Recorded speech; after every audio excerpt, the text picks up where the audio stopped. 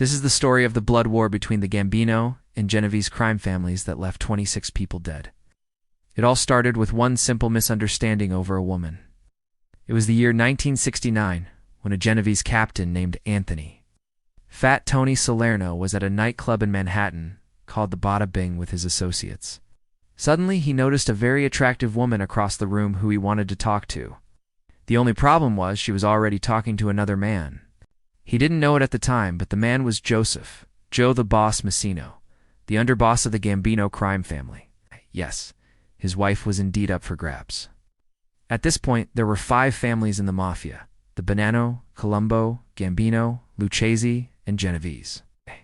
They all met up in a secret meeting known as an Appall in the infamous 1957 meeting in Appalachia. They agreed never to have anything to do with each other's wives. But Tony had eyes only for Mrs. Messino, and would eventually tell his consigliere, Mike, the Popeye, along with several other top earners, that he wanted to take the boss's wife for himself. Messino wouldn't stand for this, of course, and neither would his brother Paul, who was also in the room that night. There was only one way this was going to end. There was no love triangle in the Mafia. Once the two sides heard about what the other was saying, the situation became more complicated. It turned out that Fat Tony wasn't just any old captain. He was actually the brother-in-law of Joe Messino. His sister was married to Joe's brother Paul. Fat Tony had also been the best man at Joe's wedding. This all made things a lot more complicated. Fat Tony and Joe had been friends since childhood. They grew up together in Little Italy and had been partners in various illegal activities for years before joining the Mafia. One time they'd even robbed a truck carrying $3 million worth of bonds. After that, they pulled off a series of art heists where they stole valuable paintings from private collections. They were both inducted into the Genovese family separately and worked their way up the ranks. By 1969, Fat Tony was a made man and captain, while Joe was underboss. The Genovese family was a very powerful crime syndicate based out of New York City. It was formed by the merger of the Luciano and Deadliest families after World War II and quickly became one of the most influential mafia families in America.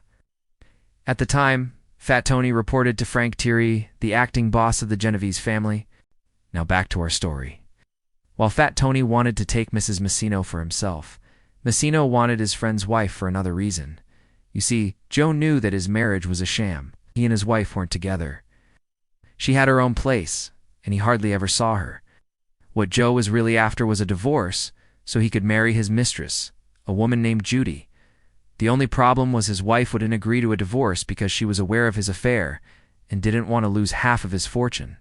Fat Tony was unaware of any of this and went straight to the boss, Frank Thierry, and told him he wanted Messino's wife. Now, normally if two mobsters wanted the same thing, they would settle it in a crap game or a fistfight, one-on-one. But this wasn't just some local tart. This was the wife of the underboss. So it was a lot more complicated. Plus, Fat Tony had a reputation for being violent. He had already killed several people and was considered a loose cannon. Thierry knew that something like this was bound to happen someday. When he took over as acting boss, there were several factions within the family, and he kept them in check by pitting them against one another. When it came to women, he had made it clear to all of his men that he didn't want them having anything to do with each other's wives, girlfriends, or relatives. But now, it was happening, and it was happening under his watch. He spoke with Messino first, but the underboss refused to back down, so Thierry decided to bring in a third party, Anthony, Fat Tony, Salerno, captain of the Genovese family and friend of Messino. They all met in a private room at the Bada Bing. Also present was Mike the Popeye, along with several other top earners from both sides. What happened next has been the subject of much speculation, and there are several versions of what actually transpired. The stories are so contradictory that it makes it difficult to determine what really happened. We do know that Fat Tony was shot at least once and staggered out of the restaurant holding his stomach. He then got into a car and drove away, crashing into a parked vehicle a few blocks away. He was found dead in the car with a bullet wound in his chest. There are conflicting reports on who actually pulled the trigger. According to the prosecution at Messino's trial, it was Messino himself. However, Messino testified that it was Fat Tony who shot him in the leg, and that he returned fire in self-defense when he thought Fat Tony was reaching for his gun. In the end, it didn't matter who shot Fat Tony. He was dead, and revenge was on the way. The Gambino family retaliated by killing 3 members of the Genovese family, including a captain and a former capo. Then the Genovese struck back and killed several Gambino associates. By 1970, the violence escalated, and the Gambino family retaliated again by killing a prominent Genovese crime captain, Anthony Little Al Darko, who had been a close friend of Fat Tony. He was sitting in his car outside his home when 2 gunmen walked up to him and shot him in the head. The Genovese were furious. Meanwhile, the police were stumped. They knew something was going on, but couldn't figure out what. There were rumors of a gang war, but nobody knew for sure.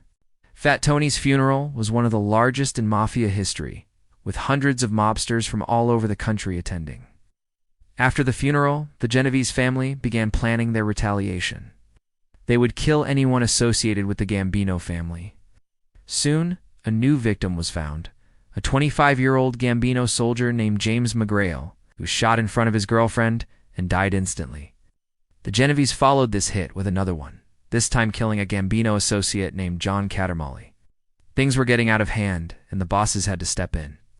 A meeting was held at a secret location to discuss the violence and what should be done about it.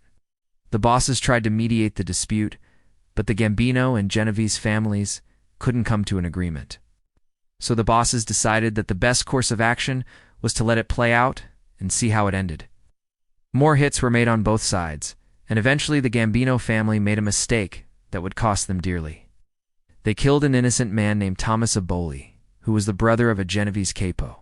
This was a major blunder because, unlike the others, Aboli was not a member of the Mafia. Killing a civilian would bring unwanted attention from the media and law enforcement.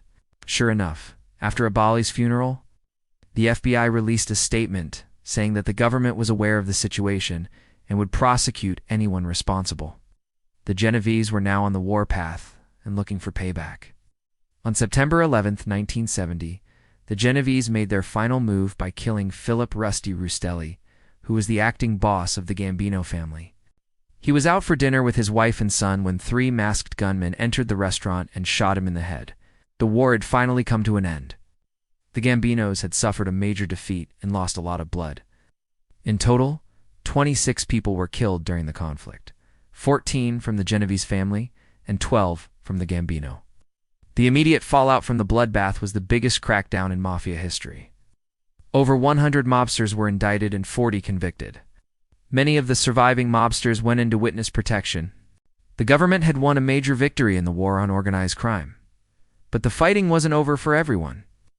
The following year, Massino and several other Genovese mobsters were arrested and charged with racketeering. During his trial, Massino testified against his former friends and family, giving evidence that led to their convictions. This was the first time a Mafia boss had ever turned state's witness.